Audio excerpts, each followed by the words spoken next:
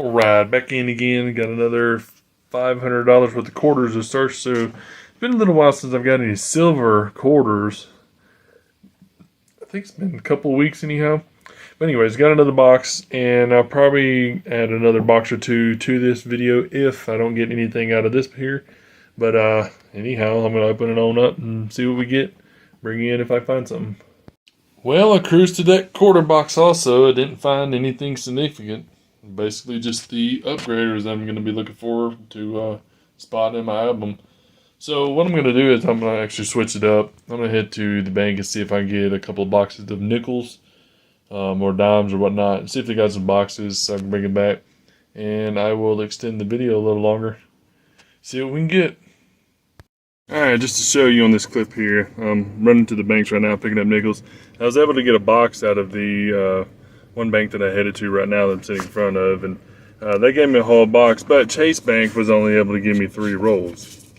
Coin shortage, huh? What's pretty cool is, if you see right there, on top of it's a war nickel already. Pretty cool.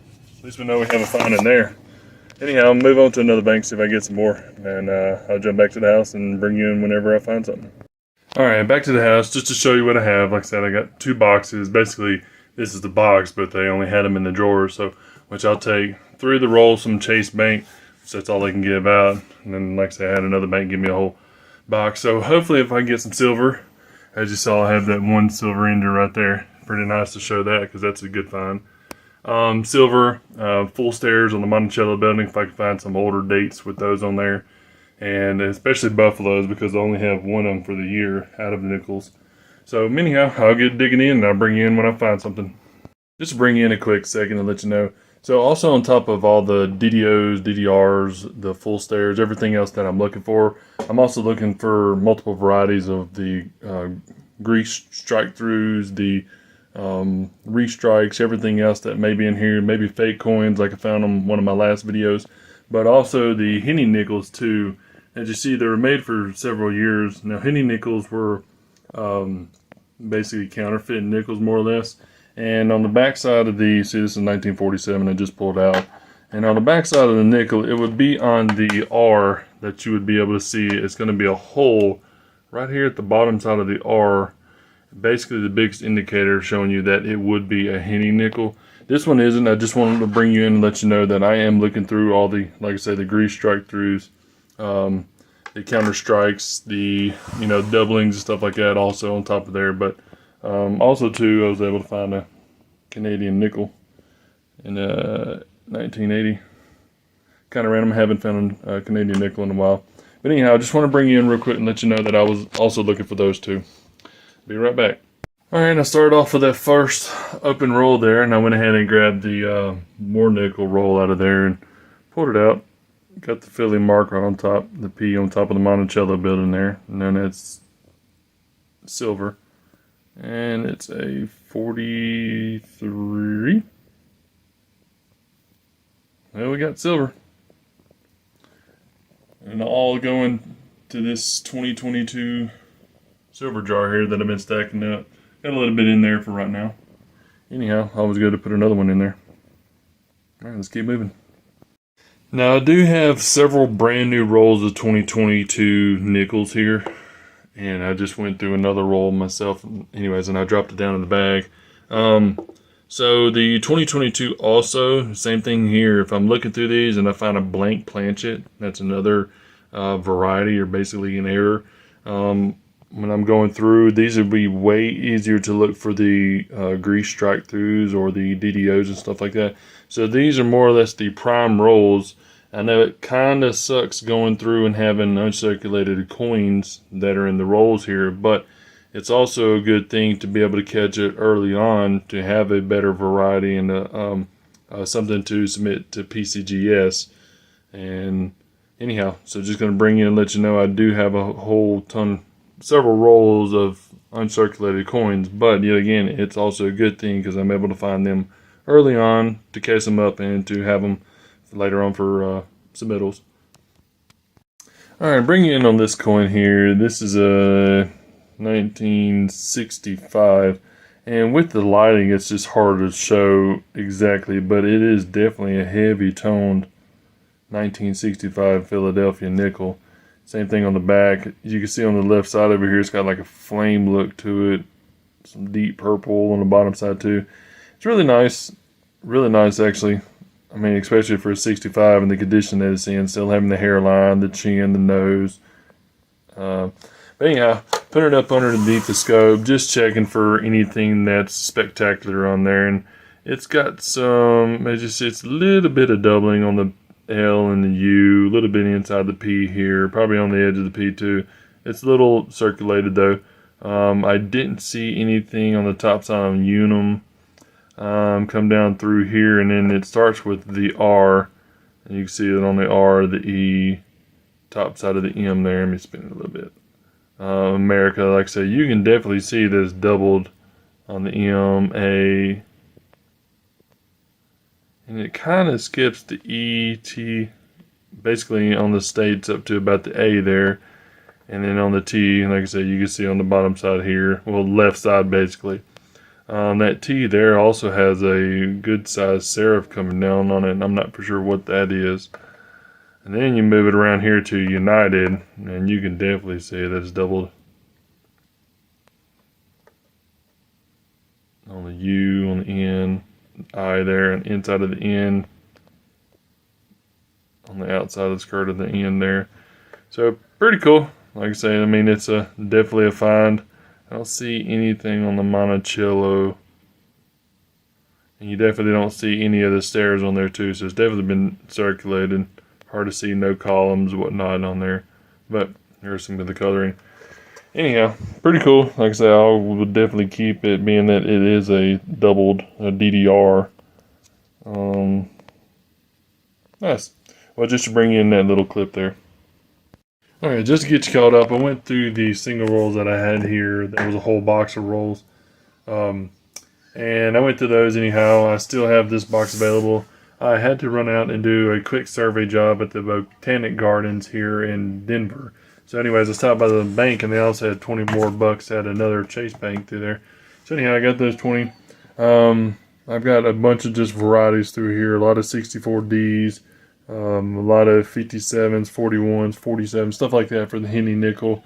But then I was able to get the last roll there in 1939. It's in decent shape too. Anyhow, and I will be checking it also to see if it's going to be a Henny nickel. But as normal, I stack them all up here, and then I'll do them at the end of it. But that's the 65 that I flipped up earlier. It was a really nice one. This was another sheen looking one. It wasn't, I don't think it's proof, but it's, I mean, definitely shiny, but it's a D, 64D, so I might hold on to it as an oddity. Someone probably cleaned it or whatnot. Anyhow, I'm gonna go ahead and dig into these rolls here, and then I'll tear into the box, and if I get anything, I'll bring it back in. Alright, cracked open the box, pulled the first roll out, and I opened it up to find about 10 coins in this 1958, which is in really good condition for 1958. But when I looked it up on PCGS, it has this 1958D has, if I can get up under scope, a D over D over D.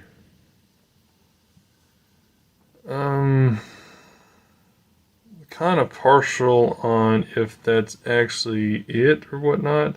I mean, it does have a little wear on it, but it's hard to call because it is a pretty thick D on there. Let me see if I can scope down a little more and zoom in. Yeah, I'm not positive. Like I say, it's kind of wide. Well, if I get it back up on scope. Hard to tell with the lighting. I mean, it's possible, as you can see, it may be just a little bit of something down here peeking out. And I'm not for sure what's in the inside of the D there. But pretty crazy finding a really nice, if I can scoot it over out of the light, 58D. got some stairs on there. It looks like there's a little bit of doubling also on the 5 cents there too, but I'm gonna go ahead and flip that one up so I don't have it just sitting on the table. But that's actually a pretty cool find. Well, let's keep moving, see if we can find something else. Alright, 19 rolls down. Open up this last roll here and pulled out another silver. Give me a 43. Philadelphia. Nice. That'd be 2. So I actually pulled out a couple more nicer ones. And they got a couple of 40s. Nice 57 there. But yet again, I'm going to look through these here shortly. I'm going to finish the box up and then I'll get to those. Be right back. Alright, finished up the box. Went through all the varieties that I had here. Now I set out the ones that I'm going to keep. That's a stack of 40s. That's a 39. And then a nice 40S that I have right there. I'm not for sure if that has double S or whatnot. But yet again, I'm going to hold on to it. Pretty nice. These right here are the ones that I was going to keep. The 59D, really good shape. That's at 65 with the toner, and it's in immaculate shape coming out of the little fire toner there. It's pretty cool. And then the 58, and I put DDD on there just in case if it is the D over D over D. But I do that in case whenever I take it to the coin shop, I have so many coins. I don't know exactly what I was looking at the coin for, so I want to put that on there, talk to the coin shop people there and see if they can tell me if it's exactly the D over D over D. Got those 2 silvers there. Got one of the Canadians.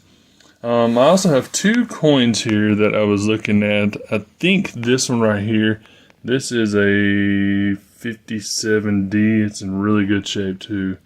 It's got some of the stairs on there. I want to say, let's look at it real quick. Yeah, some of the stairs are on there. Not all of it for sure. A little bit of dye deterioration on the Monticello. But the D here, as you can see, it looks like it's some doubling on there.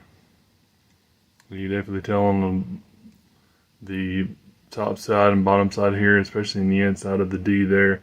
Definitely looks like it's doubling or D over D, but pretty cool there. So I was going to hold on to it. I'm going to flip it up also.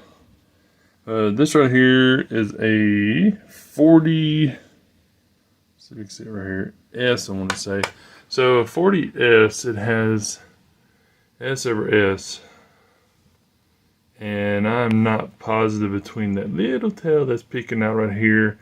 And it's hard to tell also from the, I guess, the coloration of the camera on the pad here. But there is a little piece of something in between both of the curvatures of the S there. So possibly the variety, the S over S. But anyhow, I mean, it won't hurt to keep it. Like I said, it's in decent shape. But anyways, well, that wraps up for the nickel hunt there on top of the quarter hunt. Definitely way more finds for the nickels than it was in the quarters. But if you liked the video, make sure to give it a thumbs up. If you haven't subscribed, make sure to go down below and hit the subscribe button for more videos to come. Have a great day.